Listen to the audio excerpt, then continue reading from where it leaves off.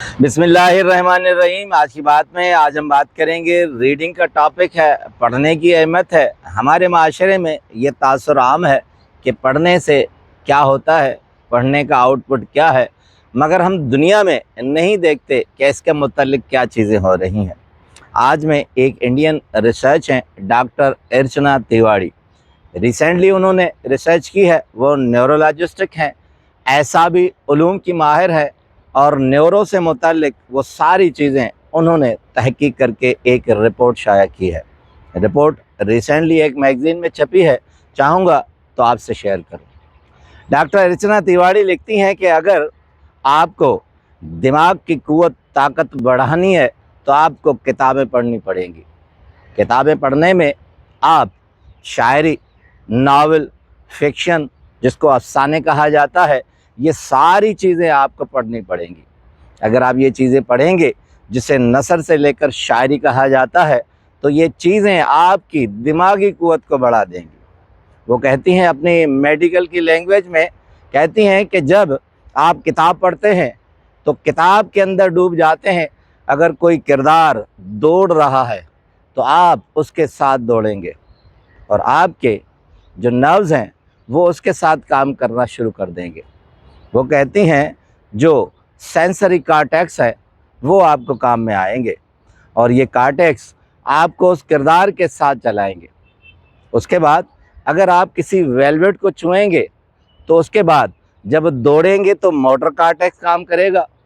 अगर आप वेलवेट को छुएंगे तो आपके अंदर एक मखमली एहसास पैदा हो जाएगा और वो सेंसरी कॉर्टेक्स होगा और वो काम करना शुरू कर देगा। अगर आप इलायची का ज़िक्र उसमें पढ़ेंगे तो आपके अंदर एक एहसास और खुशबू पैदा हो जाएगी और ये सेंसरी कॉर्टेक्स में मुब्तला हो जाएगा और वो सेंसरी कॉर्टेक्स आपके दिमाग के अंदर काम करेगा। इसी तरह जो भी किरदार होगा, जो भी आपकी महसूसात होंगी, वो सारी आपके दिमाग के साथ, कॉर्टेक्स के साथ चलती रहेंगी। और इसे हत्तमी डॉक्टर साहिबा कहती हैं कि ये एम्बोडाइड सेंसरी होते हैं, जो आपके जहन के साथ चिपक जाते हैं और आपके जहन को मजबूत करके तेज़ कर लेते हैं। तो ये सारी चीज़ें हमारे महसूसात, एहसासात और ख़यालात के साथ चलती हैं और हम एम्बोडाइड कॉर्टेक्स और सेंसरी एहसास के साथ आगे बढ़ते रहते हैं। तो कहती हैं कि अगर आप मुसलसल ये काम करेंगे तो मुसलसल आपका दिमाग ग्रोथ करता जाएगा और आपके हाफ़ज़े की कुव्वत बढ़ेगी। एक खूबसूरत मशवरा देती हैं कि सोने से पहले आप टीवी, मोबाइल का इस्तेमाल मत करें। ये चीज़ें आपके जहन का बिगाड़ है। आप किताब पढ़कर सो जाएं, क्योंकि उन्हीं ख़यालों में आप जब सोएंगे और यही ख़याल सुबह तक आपके जहन को और मजबूत कर देंगे। इसके अलावा एक दूसरी रिपोर्ट है, यूके की सेक्रेटरी हैं ब्रिजेट फिलिस्टन। उन्होंने कहा है कि decline of reading is national अलमिया, यानी कहती हैं कि नेशनल क्राइसिस है, जिसे अलमिया का नाम देती हैं।